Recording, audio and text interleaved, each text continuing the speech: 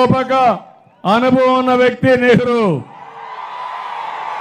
పోరాట యోధుడు నెహ్రూ, అనునిత్యం ప్రజల్లో ఉండే వ్యక్తి నెహ్రూ. అందుకని నేను మిమ్మల్ని అందరినీ కోరుతున్నా, ఒక్కొక్కసారి మంచి వ్యక్తిని కూడా మీరు ఆదరించకపోతే మనకు ఉపయోగం లేదు.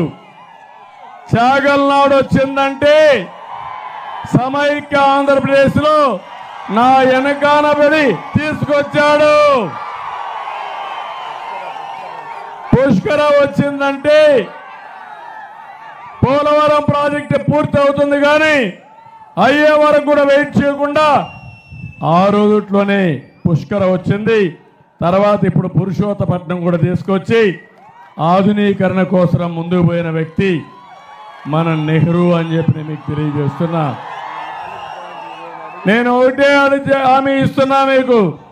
4 విషయాలు చెప్పాడు. ఒకటి, రిపేర్లో పడిపోయిన అన్ని లిఫ్ట్ ఇరిగేషన్ ప్రాజెక్టులన్నీ మళ్ళీ ప్రారంభించే బాధ్యత మాది. విద్యకు ప్రాధాన్యత ఇస్తాం. ఇక్కడ ఏమేం కాలేజీలు కావాలనో అన్ని కాలేజీలు పెట్టే బాధ్యత మాది. మీ ఆరోగ్యం కోసం అవసరమైతే ప్రభుత్వ ప్రైవేట్ పార్ట్నర్షిప్ తో బ్రహ్మాండంగా చేసి మెరుగైన ఆరోగ్యం కోసం వైద్య సేవలన్నీ అందించే విధంగా ఆసుపత్రులు తీసుకొచ్చే బాధ్యత మాది. ఇవన్నీ వచ్చిన తర్వాత ఉద్యోగాలు కావాలి, పెట్టుబడులు కావాలి. తమ్ముళ్ళు ఉద్యోగాలు కావాలంటే జాబ్ కావాలంటే మా కూటమి రావాలి. అప్పుడే ఉద్యోగాలు వస్తాయి. పరిశ్రమలు తీసుకొస్తాం. ఇక్కడ మీకు ఉద్యోగాలు ఇప్పించే బాధ్యత మాదని మరొక్కసారి మీ అందరికీ హామీ ఇస్తున్నా.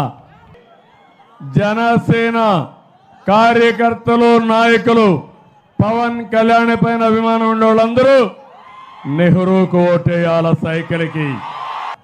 అదే సమయంలో నా మీద అభిమానం ఉండే తెలుగుదేశం పార్టీ కుటుంబ సభ్యులు ఎమ్మెల్యేకి నెహ్రూకి సైకిల్ కోటేయాలి. ఇది పరీక్షా సమయం. ఈ సమయంలో మనం గాని ఏమారితే ఈ రాష్ట్రం నష్టపోతుంది.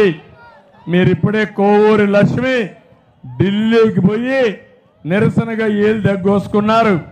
రేపు రాబోయే రోజుల్లో జగ్గంపేటలోనే మీరు మీ తల నరుక్కునే పరిస్థితి వస్తుంది, లేకుంటే తల నరికే పరిస్థితి వస్తుంది. దయచేసి ఆలోచించండి. భయంకరమైనటువంటి నేరస్తుల చేతుల్లో ఈ రాష్ట్రం నష్టపోతా ఉంది.